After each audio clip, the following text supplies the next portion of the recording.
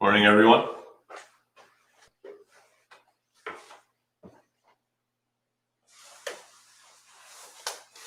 We're a bit early. Questions while we wait?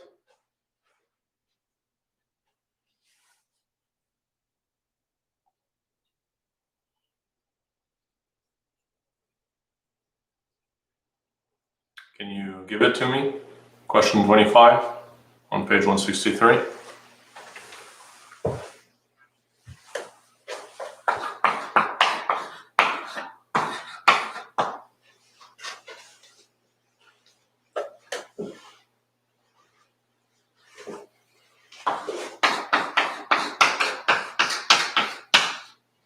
And what is the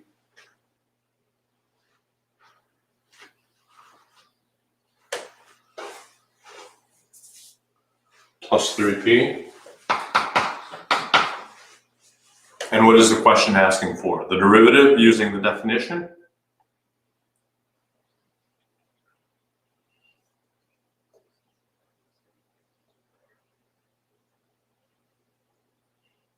Let's do this question first.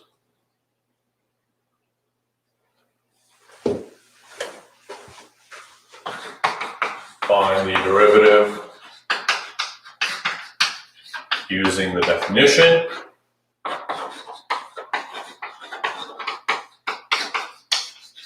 So the definition of the derivative, I mean, you understand, of course, here that p is the variable in use, right? It's the independent variable, so it's like x. So, I mean, if you replaced the p's with x, you'd be dealing with 4x cubed plus 3x. That's not, I'm sure that's not the issue.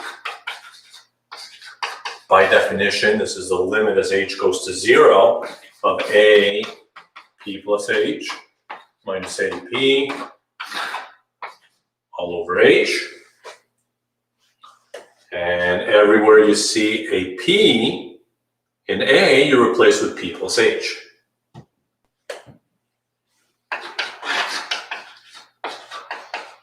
So this is 4p plus h all cubed plus 3p plus h minus 4p cubed plus 3p over h.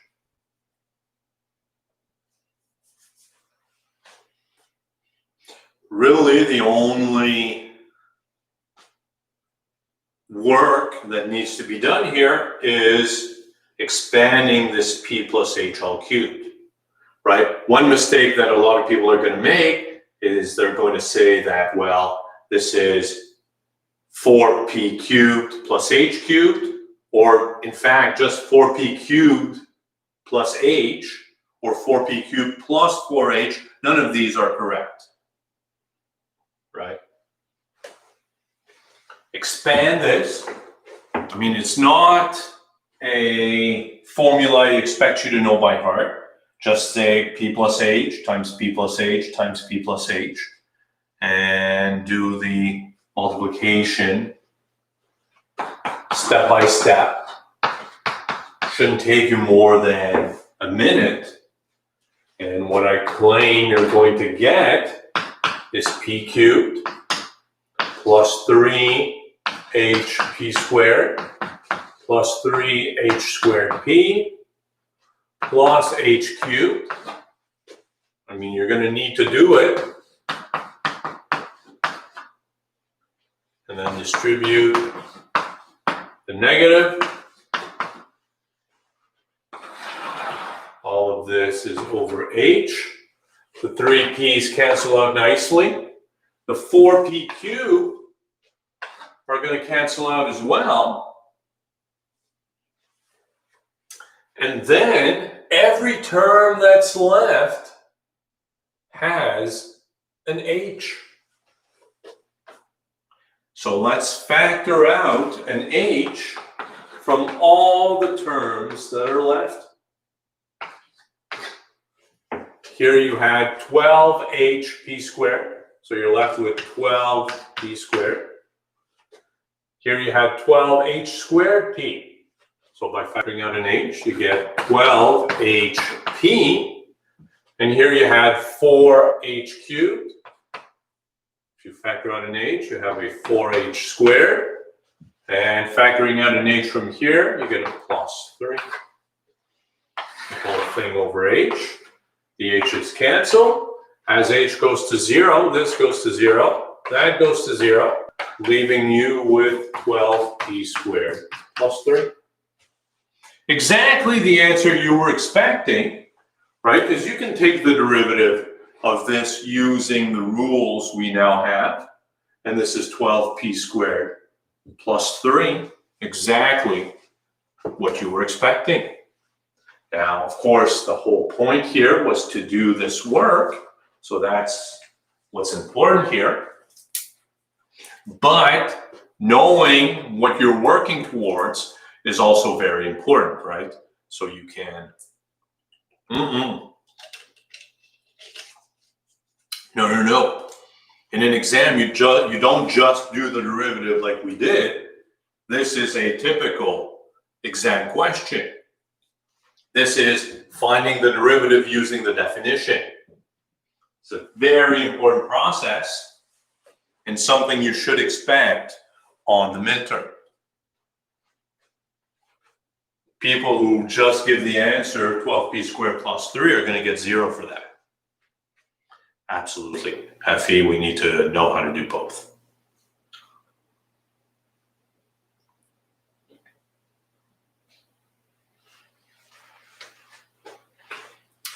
Danielle is asking how to solve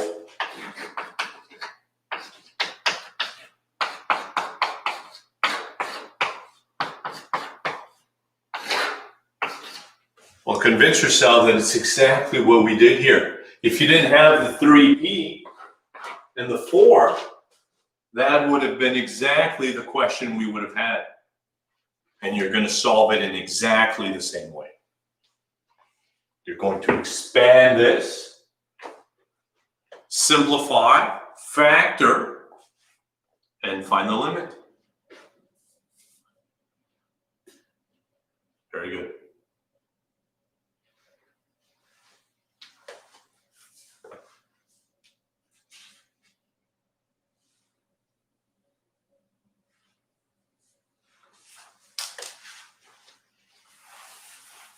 Consider, so, let's do a few examples of what we were looking at last time.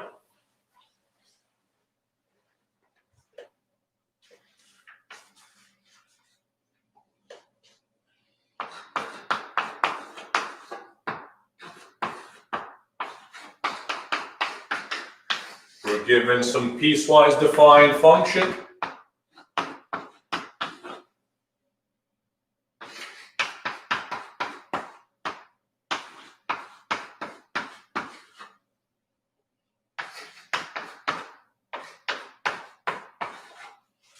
And the question is, where is g of x differentiable?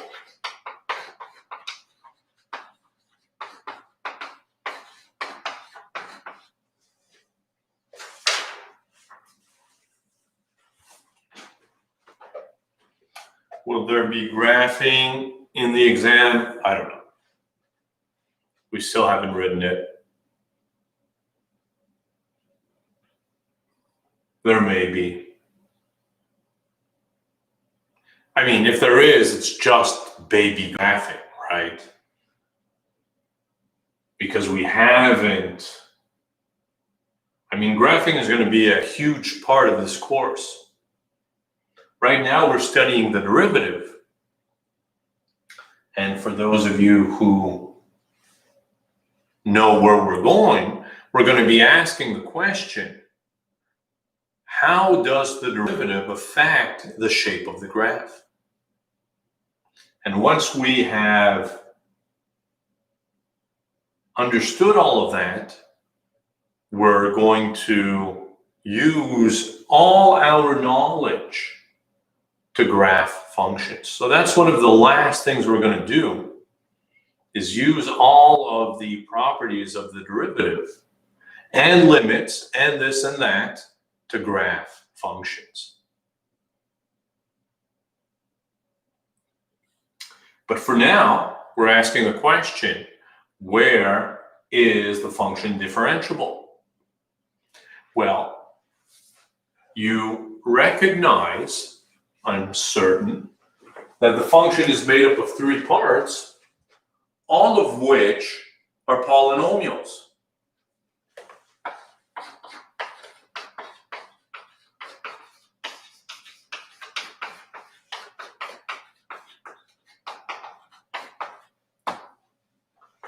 Right?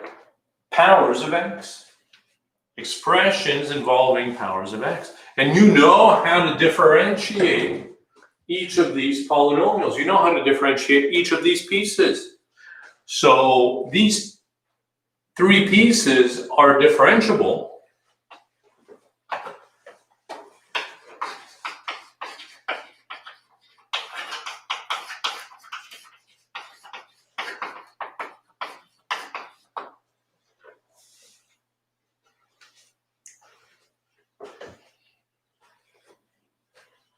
So your function is differentiable everywhere except possibly where you go from one to the other.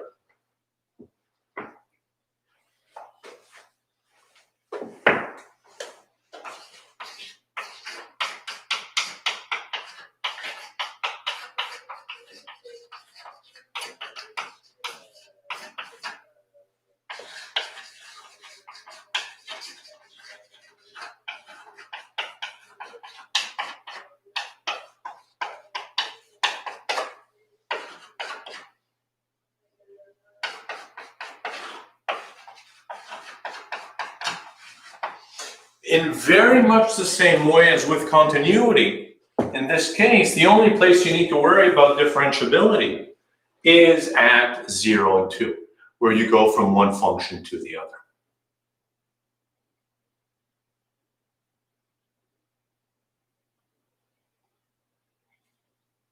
All right.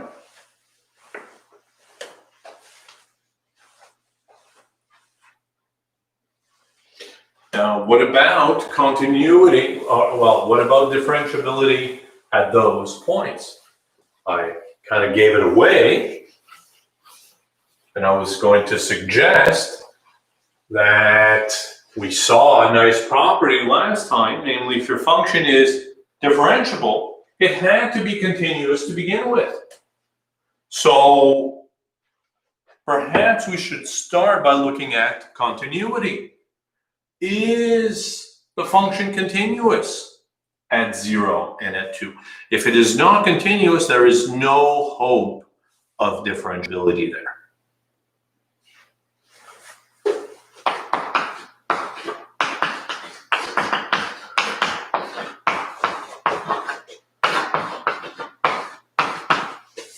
If continuity fails at one of these points, then for sure it's not going to be differentiable there.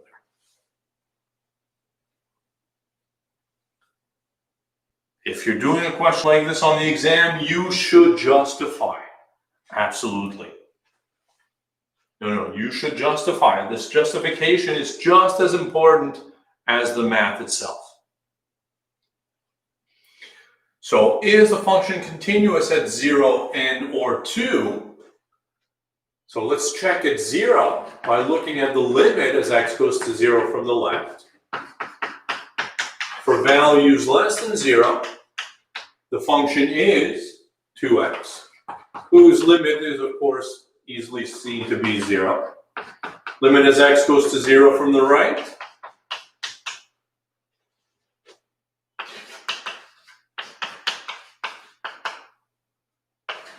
For values bigger than 0, here is your function, 2x minus x squared, whose limit is,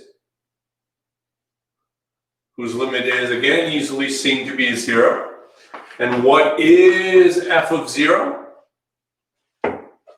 F of 0 is 2 times 0, which is 0. Conclusion?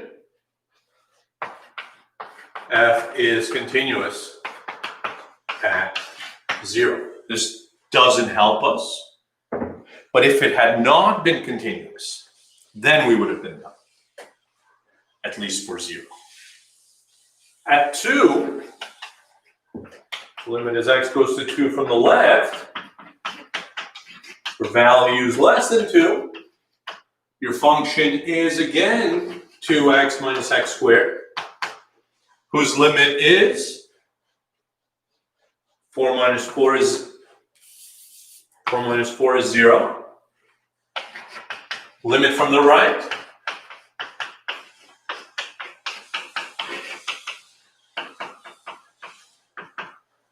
for values bigger than 2, the function is 2 minus x, whose limit is, again, 0. And finally, f of 2 is 2 minus 2, which is 0. In other words,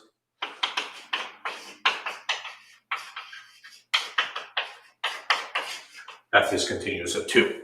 Turned out to be a huge waste of time.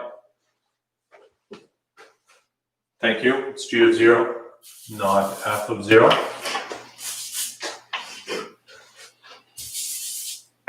And same with,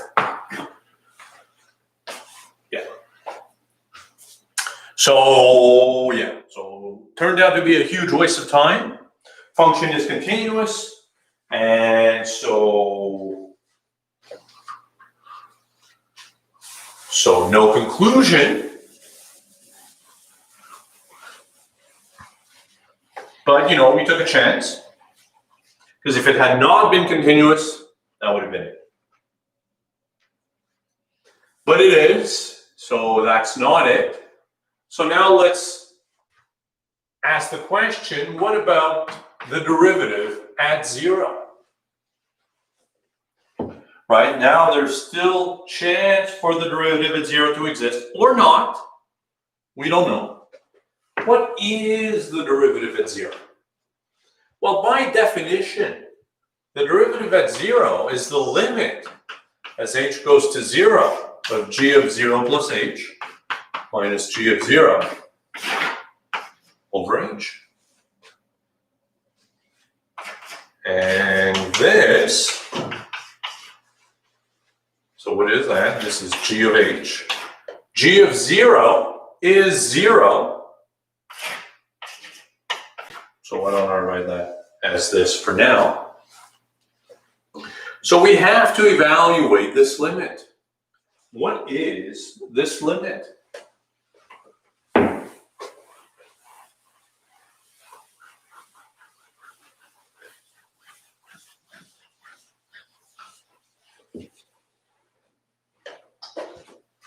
What is that limit? So this depends on what h is. Is h bigger than 0 or less than 0? We have to consider both sides. Let us consider the limit as h goes to 0 from the left.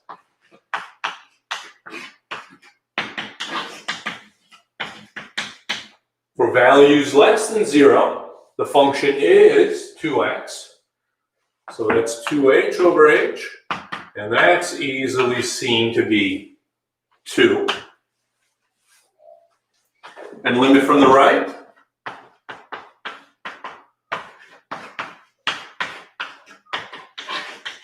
For values bigger than 0, g of h is 2h minus h squared.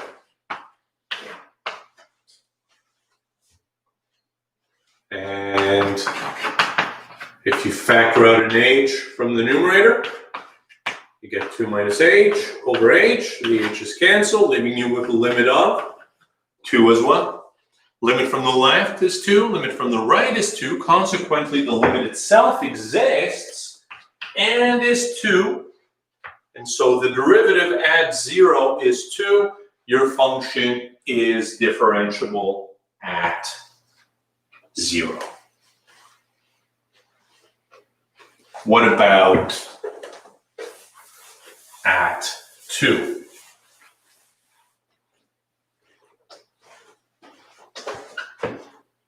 We repeat, asking the question, what is the derivative at 2? And by definition, this is the limit as h goes to 0, g of 2 plus h minus g of 2 over h.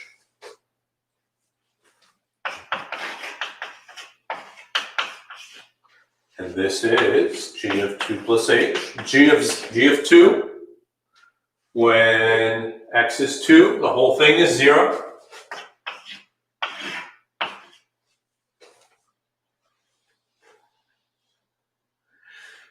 Hannah is asking if we should check if it's continuous first or just find the derivative. I mean, that's going to be up to you. That's going to be up to you. I'll leave that up to you. Some people want to check for continuity first. Other people want to jump to the derivative. I mean,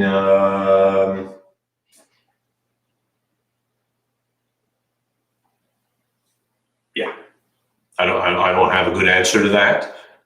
It's up to you. I mean, look, essentially what I'm suggesting is eventually you'll be good enough to really immediately tell whether the function is continuous or not. And if it's not continuous, then you can just do the continuity business. If it is continuous, then you can right away jump to the limit definition of the derivative.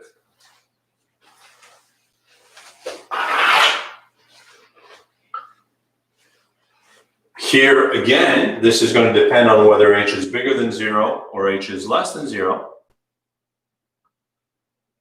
Somebody doesn't understand why we are checking the derivative at 0 and 2. Well, the question was asking, where is the function differentiable? So since it's made up of pieces that are themselves differentiable, very much like the continuity aspect, we concluded the function was differentiable everywhere except perhaps where we jumped from one function to the other. So everywhere except 0 and 2, your function is differentiable. Of course, if the question states that it's continuous, you can just jump to finding the derivative. Absolutely. So let's do limit from the left and limit from the right. And for values less than 0, your function, if h is less than 0, this is going to be less than 2. So for values less than 2, we're using this function. So that is 2 times 2 plus h minus 2 plus h all squared over h. Expand that. So that is 4 plus 4h. This is 4 plus 4h plus h squared.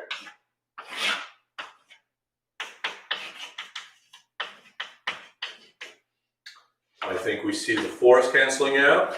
The 4h is canceling out, leaving you with a negative h squared over h, or negative h, whose limit is 0.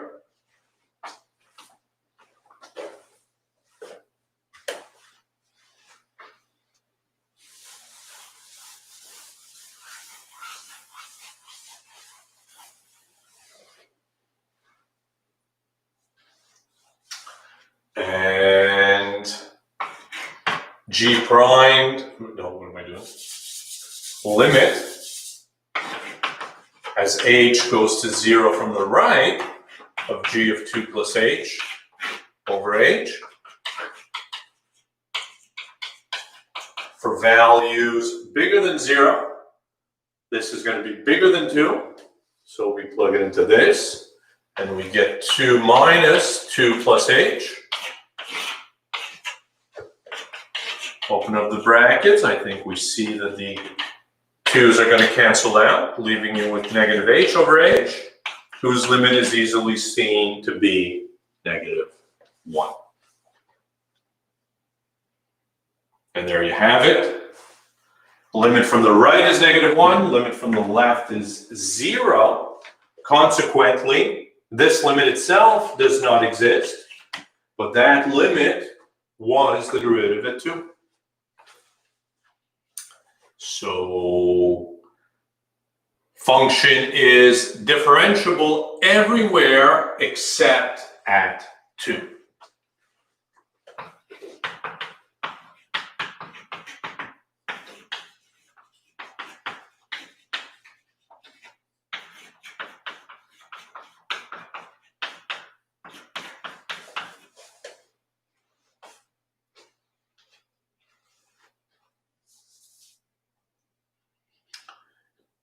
Catherine is asking why we're taking the limit as it goes to 0 and not 2. Are you talking about h going to 0?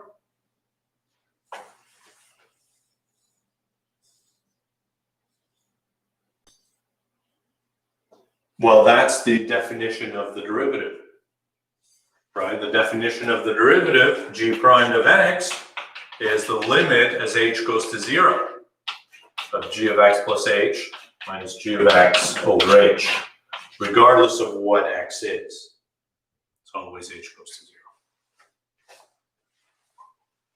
How are we doing here? Questions? Anybody?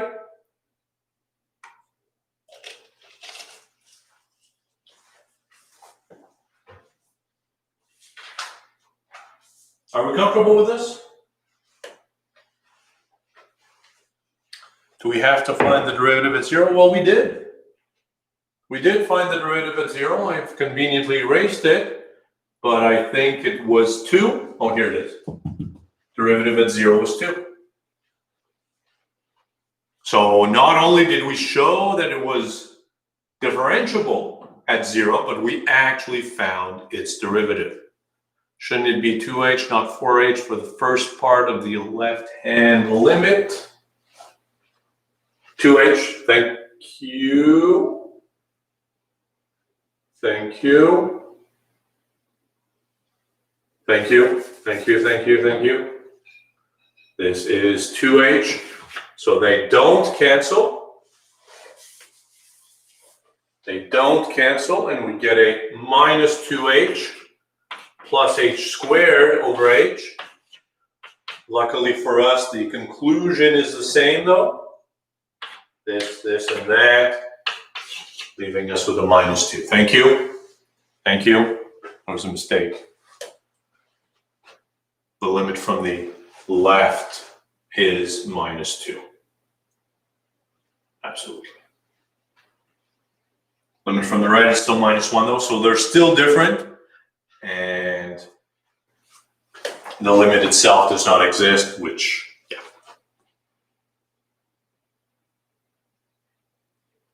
Thomas is asking why we check continuity first. Is it just to save time if they turn out to be not continuous? And that's exactly the idea. Rachel is asking if this question can be done using derivative rules. And I suspect Jennifer is going in the same direction. And I know what you're thinking, right? You're thinking to yourself, well, I mean, we found the derivative to be 2 here because the derivative of this is 2. And the derivative of this is 2 minus 2x. And as x goes to 0, they both go to 2.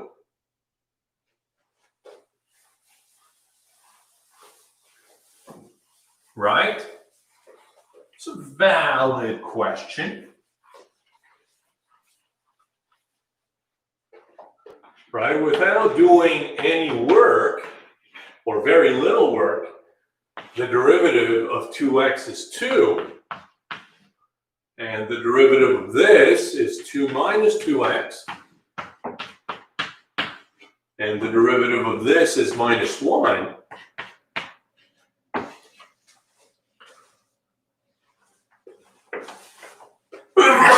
Sorry. And you're thinking to yourself,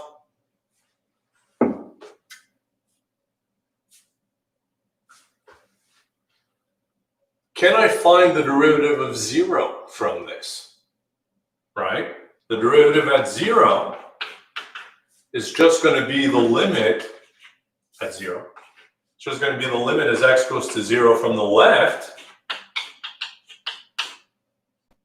I mean, if the limit as x goes to 0 from the left and limit as x goes to 0 from the right are equal, then I'm fine, right? So here I get a limit of 2. Here I also get a limit of 2, right? Because this, as x goes to 0, this goes to 0.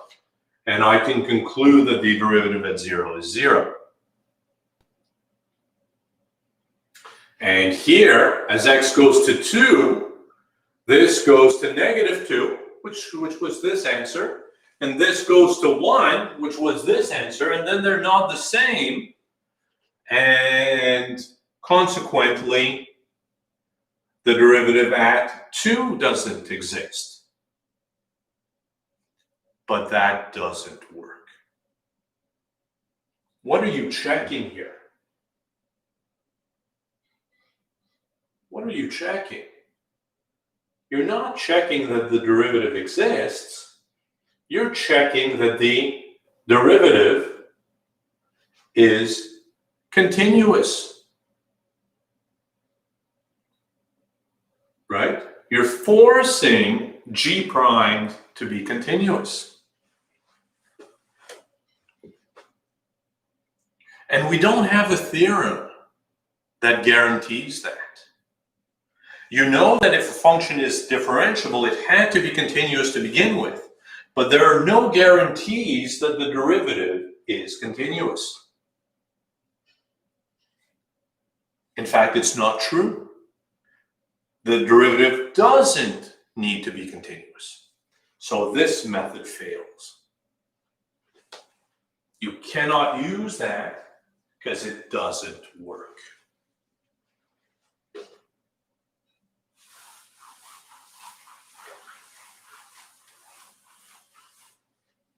We don't have a theorem that guarantees continuity of the derivative in general.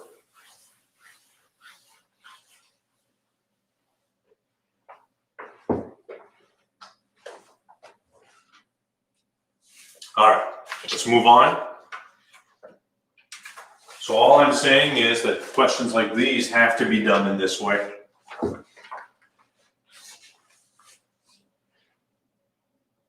Questions?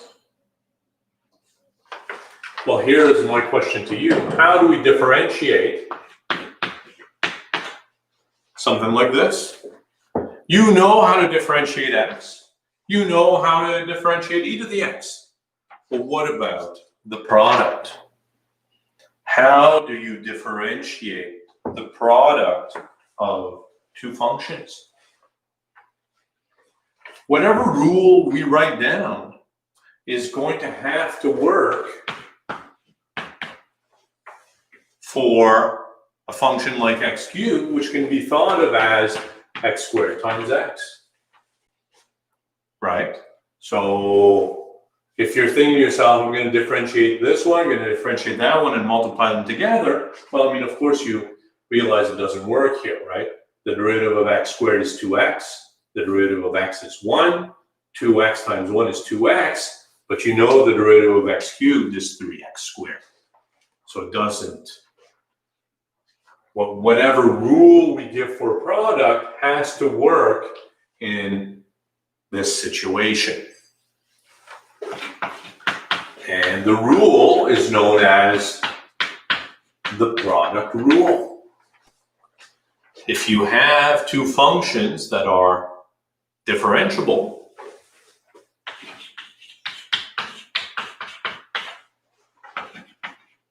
well,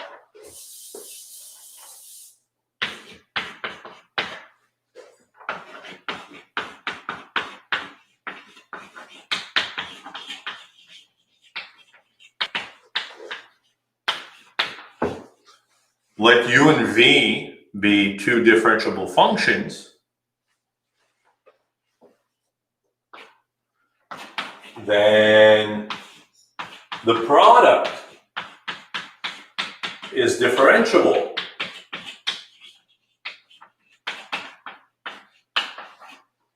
and the derivative of the product is u prime v plus u v prime.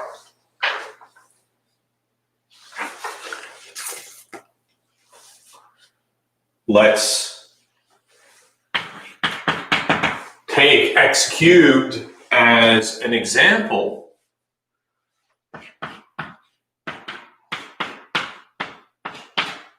X cubed, which trivially decomposes as x squared times x, and let's differentiate both sides.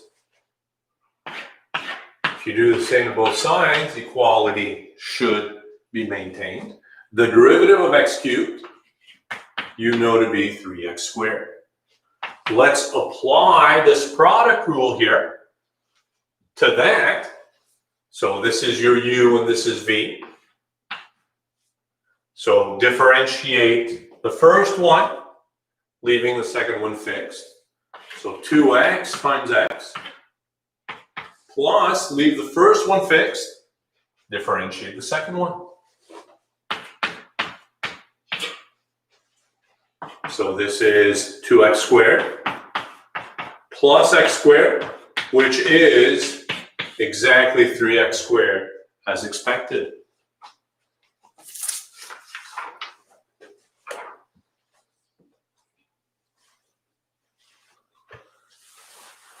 Let's take some examples from the book.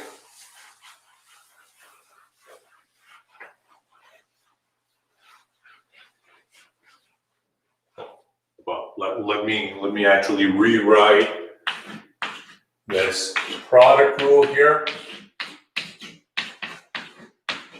For those of you seeing it for the first time.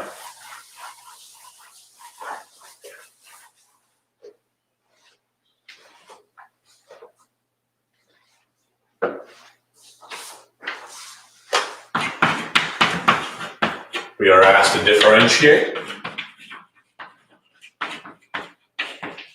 the following functions.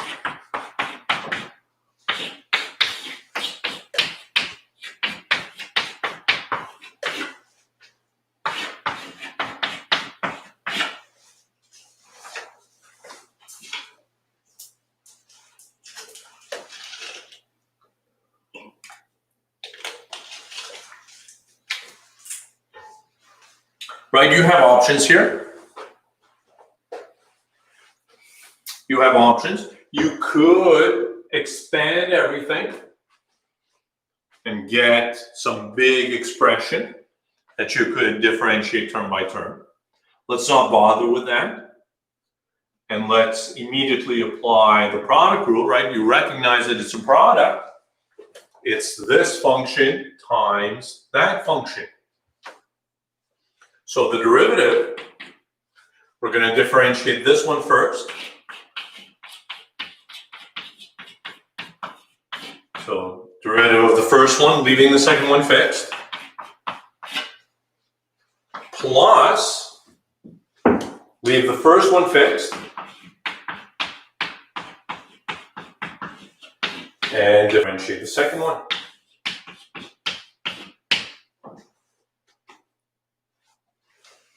What is the derivative of this? Well, it's just a polynomial. You know what it is. Derivative of 10x squared. Bring the 2 down. Subtract 1 from the power. Derivative of 7x is just 7. Thank you. And derivative of minus 2 is 0. So 20x plus 7. As suggested by Zoe. Leaving the second one fixed, and then leave the first one fixed. Differentiate the second one. Derivative of 2 is 0. Derivative of minus x squared is minus 2x. There it is. We have applied the product rule to this product. If you wanted to, right, You could have multiplied this out beforehand and then differentiate it term by term. And if you wanted to, you could multiply this out, and you would notice that the two expressions are exactly the same, as you would expect, right? It doesn't matter what operation you do first. If you simplify first and differentiate term by term, or apply the product rule and then simplify, the answers should agree.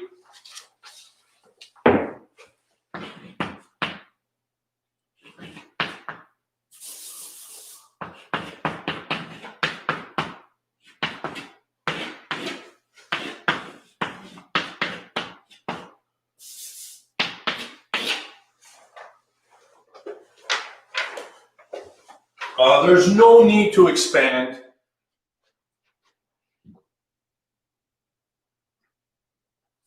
There's no need to expand. I would just leave it as that. Yeah. I mean, on the midterm, you might expect some questions like this. Differentiate without simplifying. It's oftentimes easier for the markers to see what you're doing and spot mistakes. Again, we are looking for the derivative, and I'm sure you have noticed that it is one function times the second function. Can we do the derivatives in our head? We'll differentiate the first function, leaving the second one fixed. Derivative of the first one is? You tell me. E to the x, thank you. So differentiate the first one, leaving the second one fixed, plus leave the first one fixed, differentiate the second one. Derivative of the second, right? We're just applying the product rule, where this is u and this is v. So derivative of the first one, leaving v fixed, plus leave the u fixed, differentiate the other one. What do we have? 2e to the x. Very nice. Now, here it does make a bit of sense to factor out an e to the x. We're going to be able to, somebody's asking why the derivative of e to the x is just e to the x. We took it as a rule last time. Let's go with it. I'll give you some justification later on. But for now, the book suggests just to use it as a rule so we get more functions to differentiate instead of just polynomials. And we'll justify this later on. Let's factor out an e to the x. It's worthwhile here since the simplification is going to be a bit nicer, I think. If we factor out an e to the x, we have 2e to the x minus 1. If I factored out an e to the x from here, I'm left with 2e to the x plus 2, or e to the x times 4e to the x plus 1.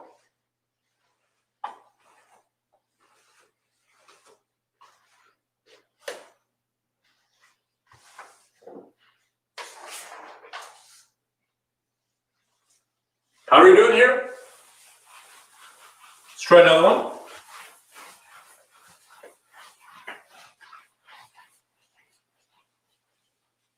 Questions about the product rule?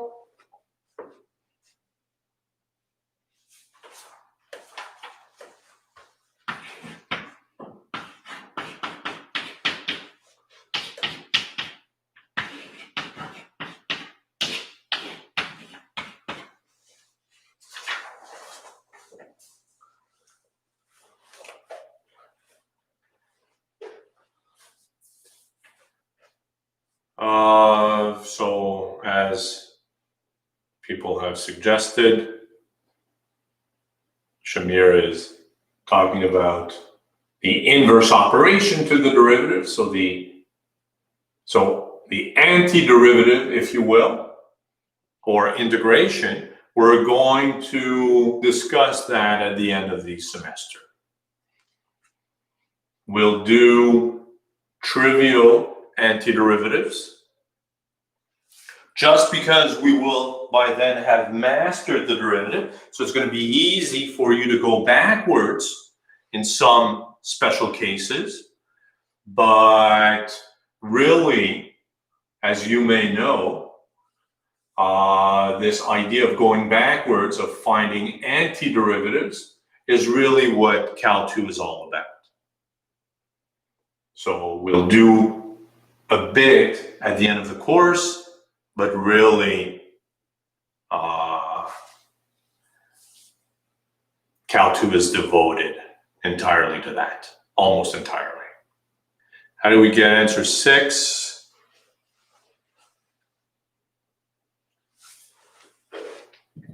You recognize that, so first of all, what are we looking for? We're looking for the derivative.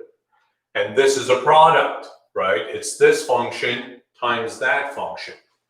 So product rule applies.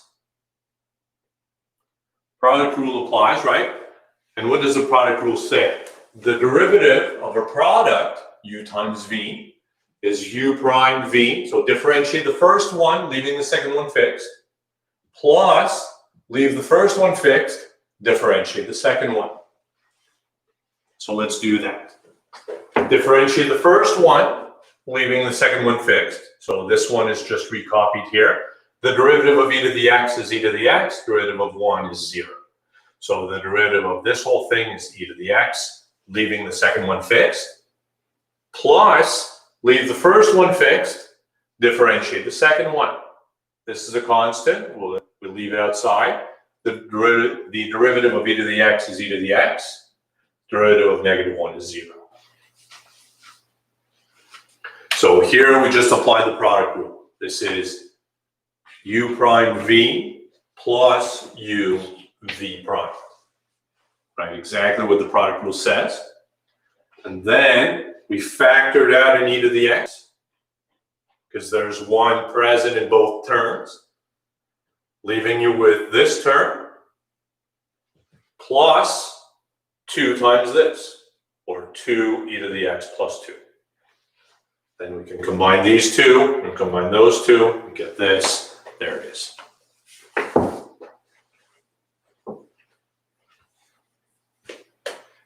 All right. Number 8, we're looking for the derivative. And again, it's important for you to recognize that you have a product here. So product rule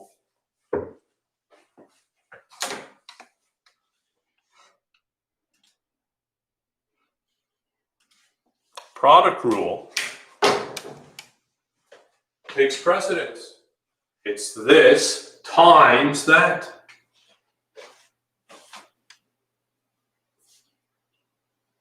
So let's apply the product rule, right? So this is u times v. So the derivative, differentiate the first one, leaving the second one fixed. So let's differentiate this first one. Derivative of x is 1.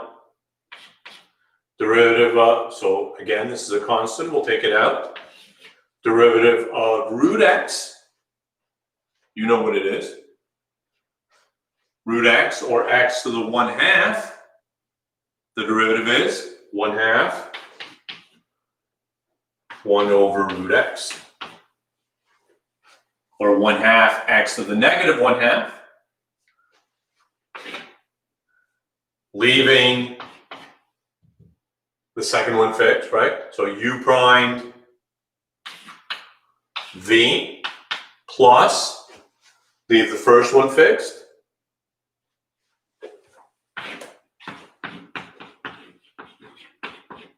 differentiate the second one.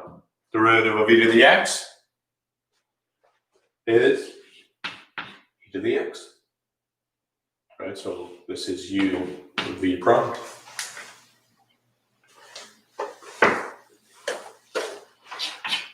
Again, you've got an e to the x present in both. Maybe we want to factor out an e to the x. Leaving you with 1 plus, here the 2 and the 1/2 cancel. Plus x plus 2x.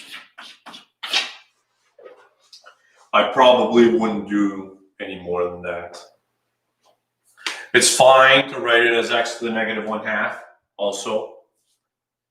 Either way, I mean, look, you should be comfortable with either, and then you choose which one you want to do.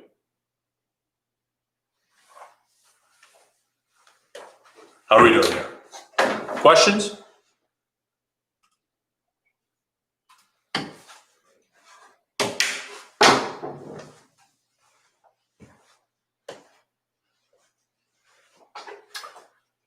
Questions on the product rule? Do we have to expand our answer? Well, I mean, it's going to depend on what the question is asking. If they're asking you to simplify completely, then I'm looking for this.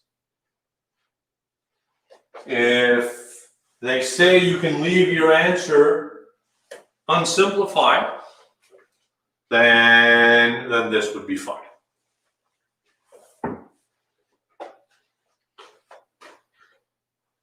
All right. So we saw how to take the derivative of a product. What about a quotient?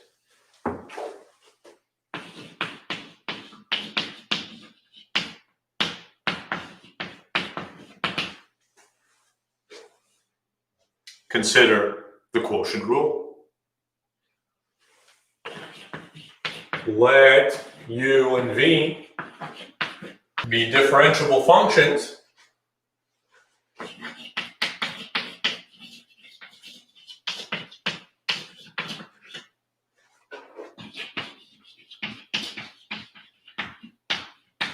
where v is non-zero.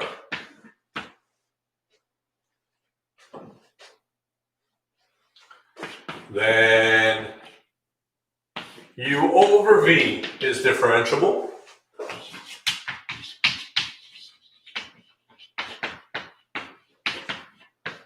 And the derivative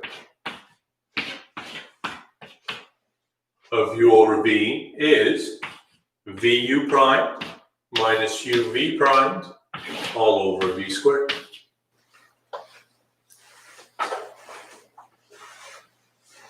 Who doesn't love a good quotient rule, right?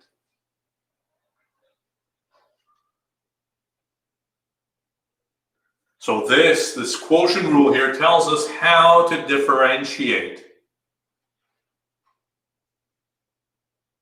a quotient. So now we know how to differentiate a product, and now we know how to differentiate a quotient. Let me write it here. The derivative of u over v is vu primed minus uv primed all over v squared.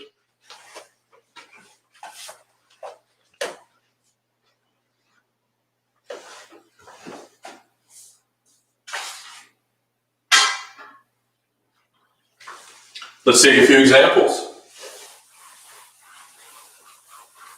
First of all, let me point out that whatever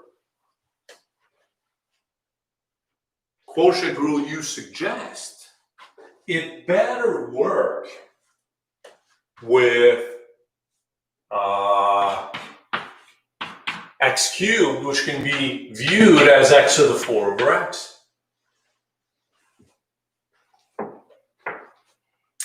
Can you use a quotient or product rule if the function is not differentiable? You cannot. You cannot, right? Here, it really presupposes that u and v are differentiable functions themselves.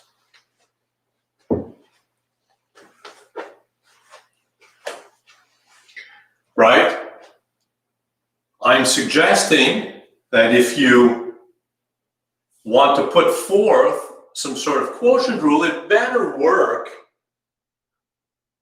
for the function x to the 4 over x, which you know to be x cubed, right?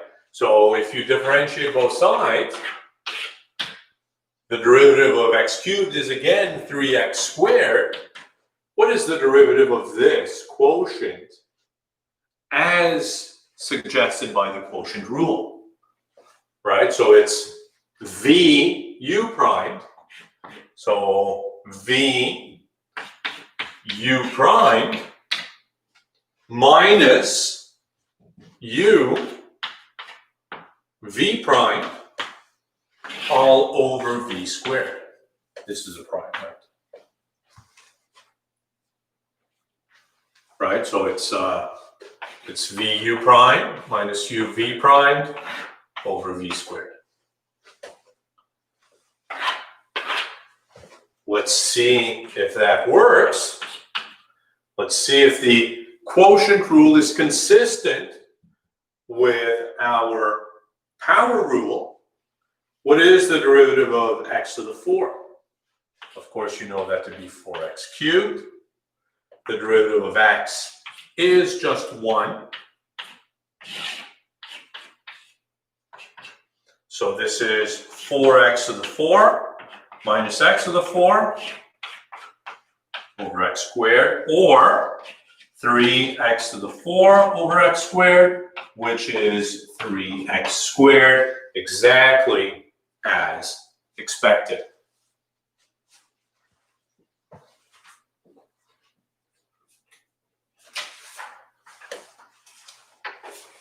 How are we doing here?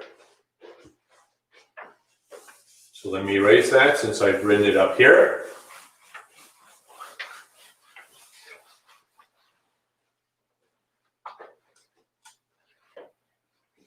Almost, Ali. Slight mistake. I'm going to let you figure it out. And plus, you're making use of a... yeah, okay. Actually, nothing. So figure out where your mistake is there.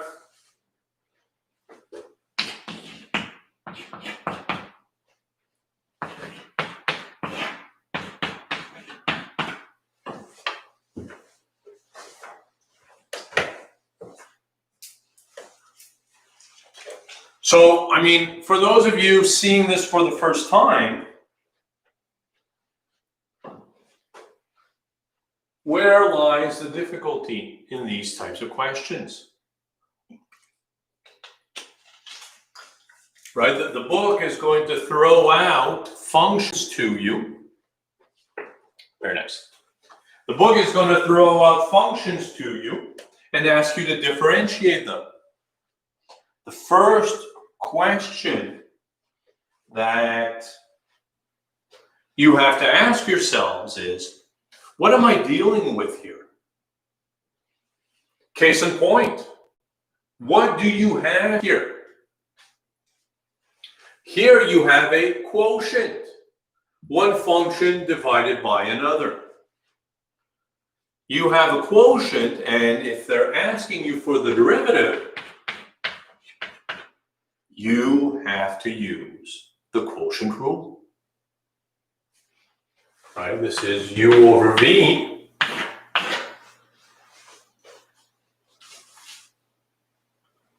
So the derivative of a quotient,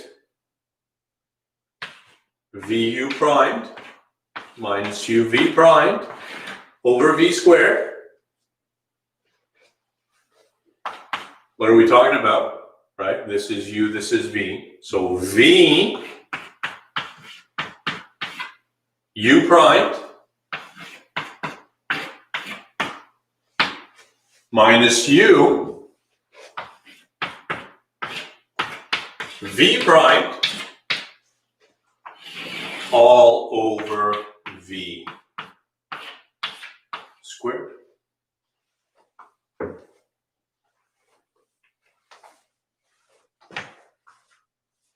Right? All I've I've done was rewrite the quotient rule with this u and that v. Now let's do the actual differentiation. The derivative of e to the x, you know what it is. It's just e to the x. Minus e to the x. Derivative of this, well, derivative of 1 is 0. Derivative of e to the x is e to the x, so this is minus e to the x. All over 1 minus e to the x. All squared.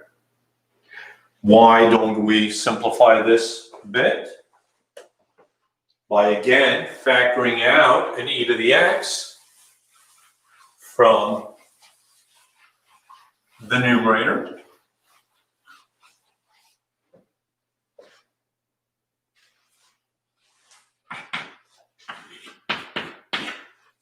If you factor out an e to the x, what are we left with? 1 minus e to the x. Minus minus. So plus e to the x.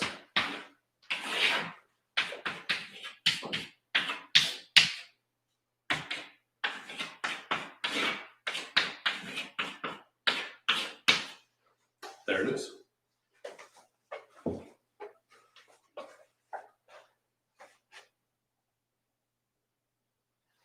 Everybody with us?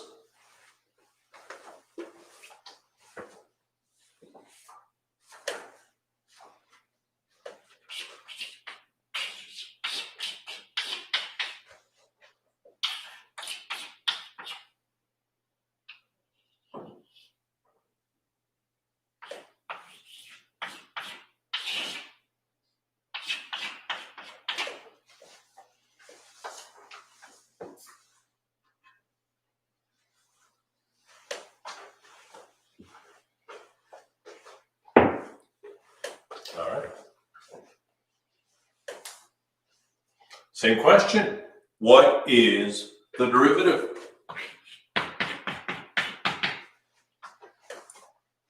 And again, you take a step back and you ask yourself, what am I dealing with here?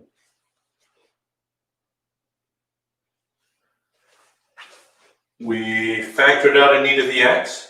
So we have an e to the x here, an e to the x there. Take it out. So you get 1 minus e to the x minus e to the x. So it becomes a plus.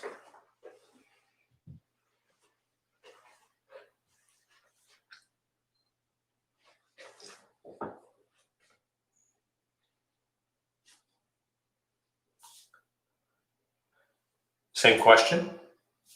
What is the derivative? You ask yourself, what am I dealing with here? And of course, you are dealing with a quotient.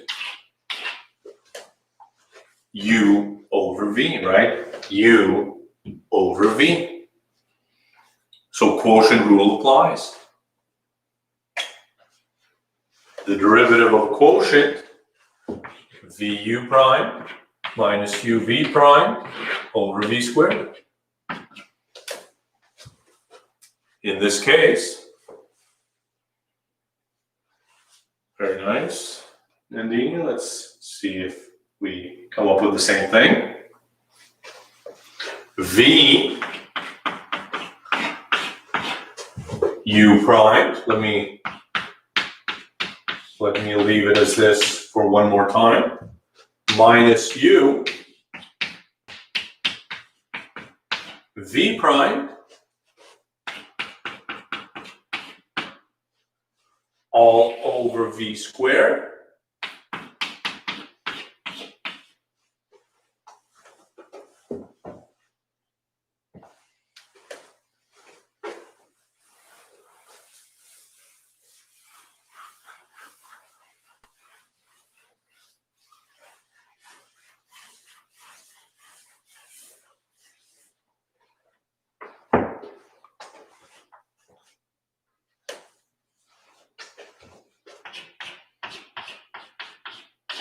So VU prime, what is the derivative of this? 24x cubed minus 5 minus 6x to the 4 minus 5x times the derivative of x plus 1, which is 1, all over x plus 1, all squared.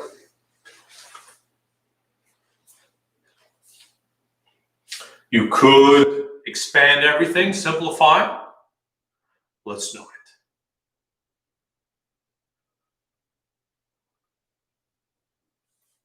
How are we doing?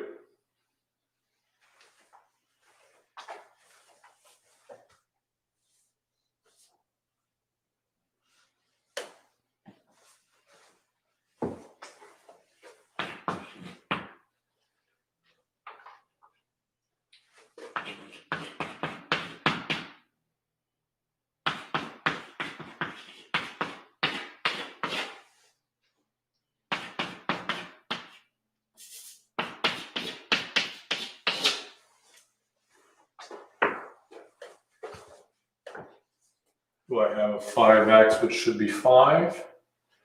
This one here, you mean? But I'm not differentiating this, right? This is u v prime. It's this x plus 1 which I'm differentiating, not this part. This part I differentiated right here, and that did just become 5. Why is there no x plus 1 to the 1? I don't know. This is not to the 1, right? This is prime. It's v prime.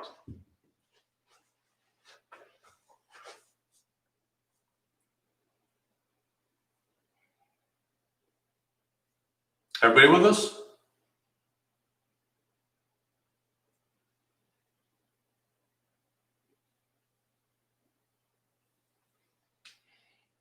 All right, consider this. Same question as always, we're looking for the derivative. H prime. What's important? What's important for you to recognize here? What are we dealing with? We have a product. It's this times that. So product rule applies here. Why doesn't the x minus 1 cancel at the end? I don't see an x minus 1 anywhere.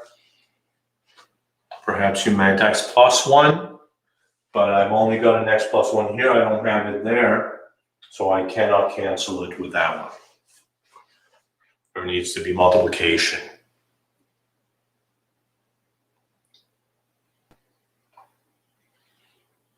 Right? The important thing to notice here is that you have a product. So product rule applies, right? So it's, when you're doing these problems, it's going to be important for you to understand that you have a product, or you have a quotient, or maybe you have nothing of those, right? And you apply the rule that, well, that's what you want to stay away from. You don't want to apply the quotient rule here because you don't have a quotient. You could do some operations, right? Because here, because of the negative exponents, you could write it as a quotient, but that would require extra steps. As it stands now, it's just a product. So let's differentiate as it is without doing too much work, because, we are lazy and we don't want to do too much. Differentiate the first one, leaving the second one fixed. Derivative of this. 2x plus 3, leaving the second one fixed. Plus, leave the first one fixed. Differentiate the second one. Derivative of this is minus 1x to the minus 2. Derivative of this, bring the minus 4 down. Subtract 1 from the power. And there it is.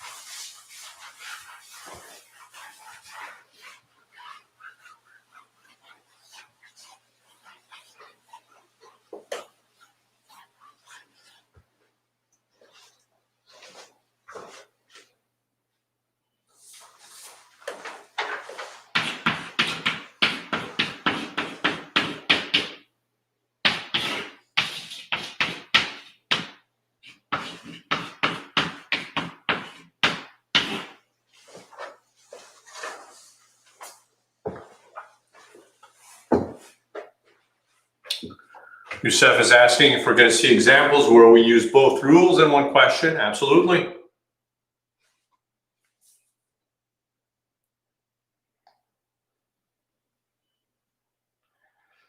And he's asking if there's some sort of indication as to whether we should expand or not. You mean in the final answer? If it's asking you to simplify completely, you should simplify completely. If it's not asking for anything, then there's probably no need to do anything.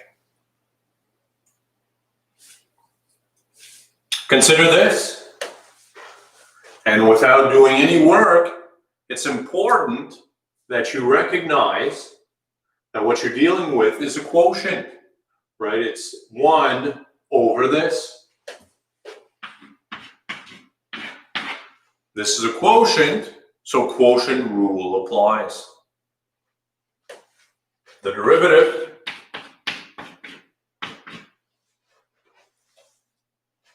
v u prime.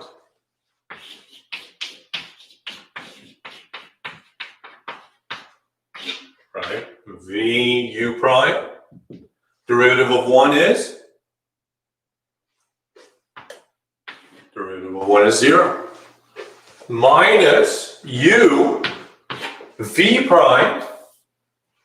What is the derivative of this? 6x squared minus 12x. We can just read it off, right? All over v squared.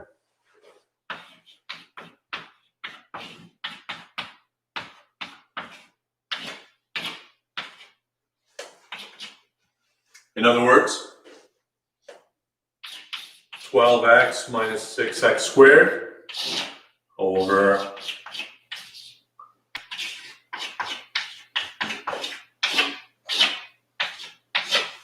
this.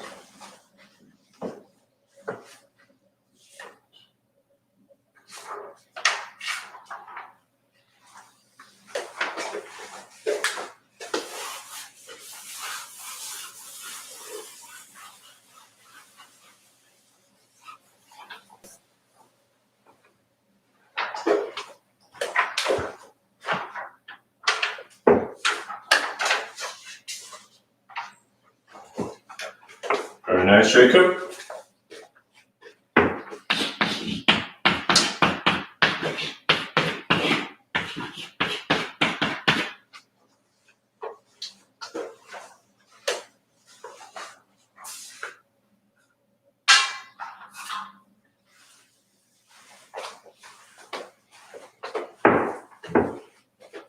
Consider this. Again, you're looking at this.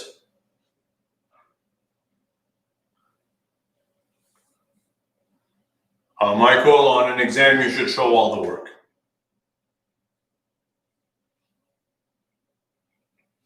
You're looking at this. We're asking again, what is the derivative? And once again, this is a quotient. U over v. So quotient rule applies. Vu prime. You tell me, what is u prime?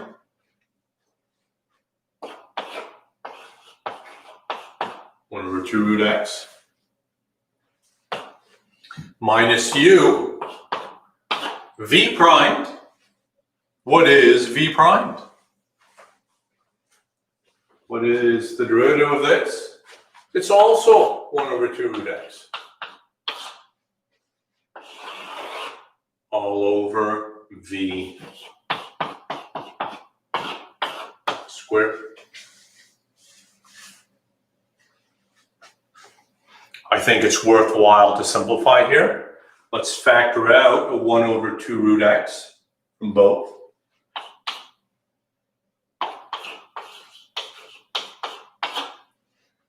Leaving you with root x plus 1 minus root x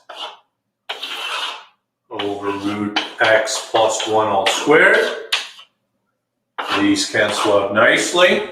This is a fraction. I'm going to bring this to the denominator. Am I allowed to do that? Leaving us with a 1 over 2 root x plus 1 all squared.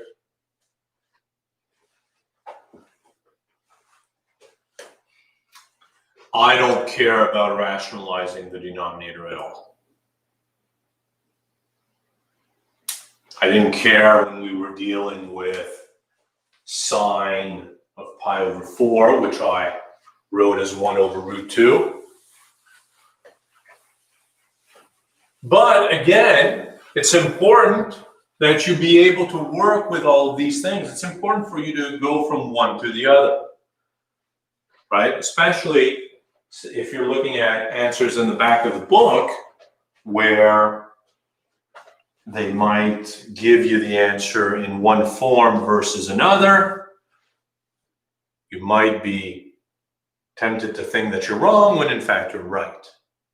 So it's important for you to be comfortable working both ways. So, I mean, what have we been doing here? We've been taking a function and differentiating it, applying the product rule or quotient rule. And, you started out with a function, you took its derivative, you got another function. Why stop here? Why not differentiate the derivative?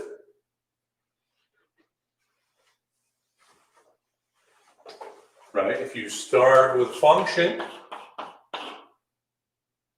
and you take its derivative, you get a new function.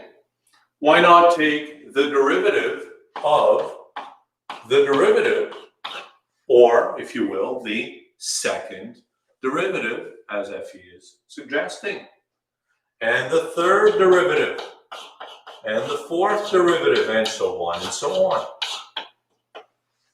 Nothing is stopping you from differentiating as many times as you want. Let's introduce notation. Can we find the derivative of a non-continuous function? The answer is no. You know that if a function is differentiable, it had to be continuous to begin with. Now, if you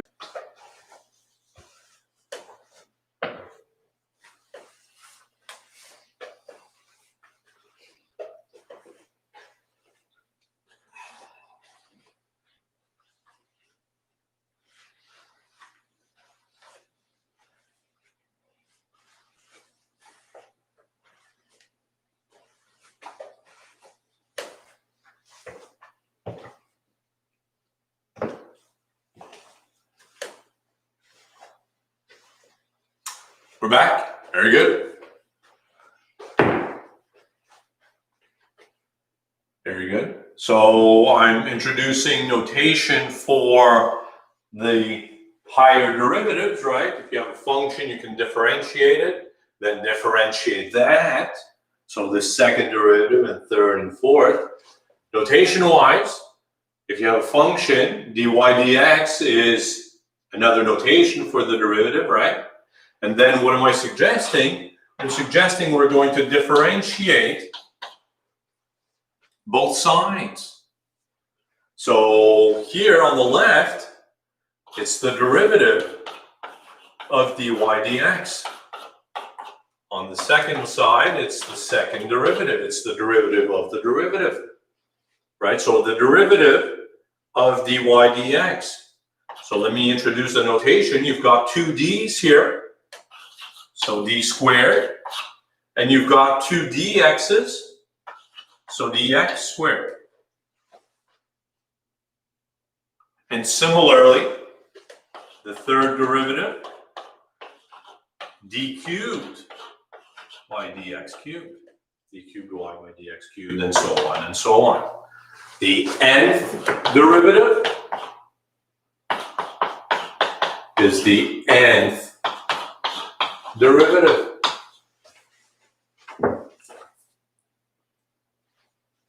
Still lagging, Effie? Let's take a few examples.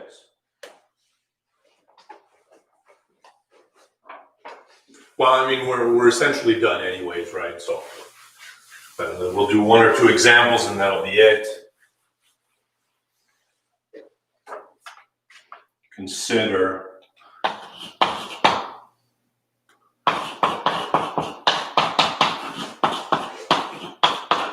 we are asked to find F primed and F double primed.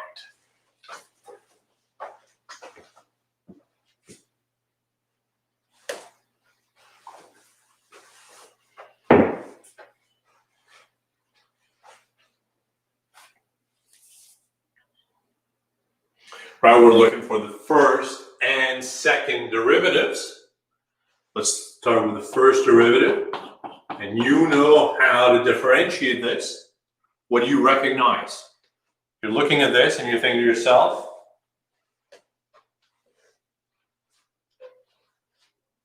what's the first thing that comes to mind when you're looking at this function? Anything? It's a product. Exactly that.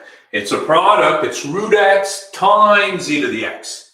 So when you're differentiating, product rule kicks in.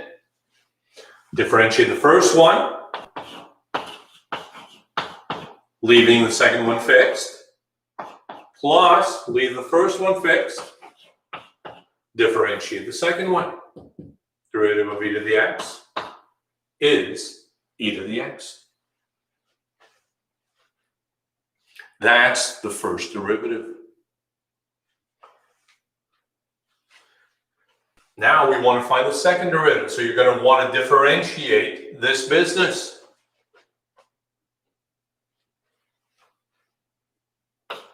So if we rewrite it as e to the x over 2 root x, right, that's the first derivative.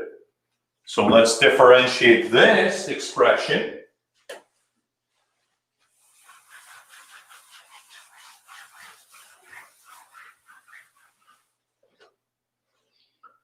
And what is the derivative here?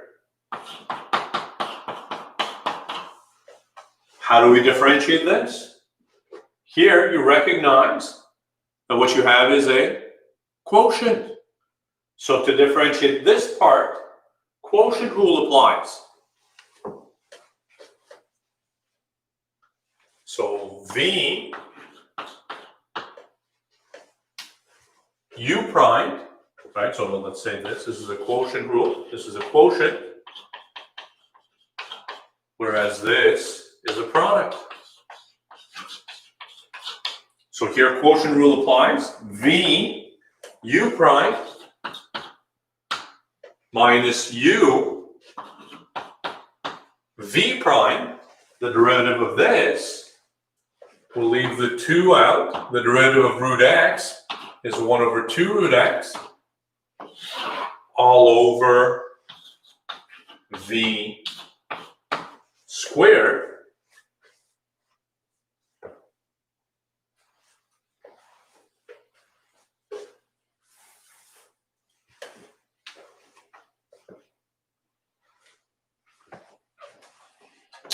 And do the product rule for the second part.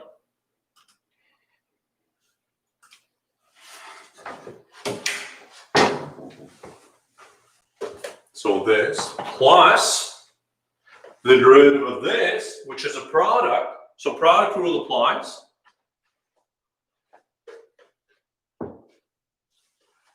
Differentiate the first one, leaving the second one fixed.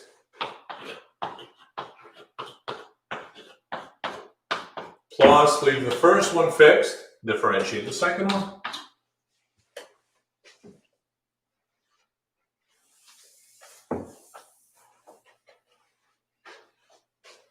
We could have factored out an e to the x from the whole thing and treated it as a product, and inside quotient, absolutely.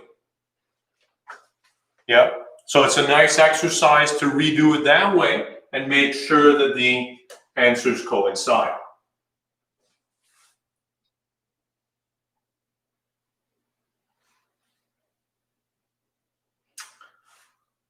let me not simplify it. Let me leave it as is. You can have fun working with that. Simplifying it, redoing it in a different way. It's up to you. But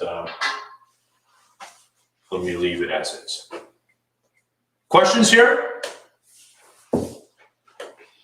So go ahead and practice this product and quotient rules. And we'll pick this up again on Wednesday.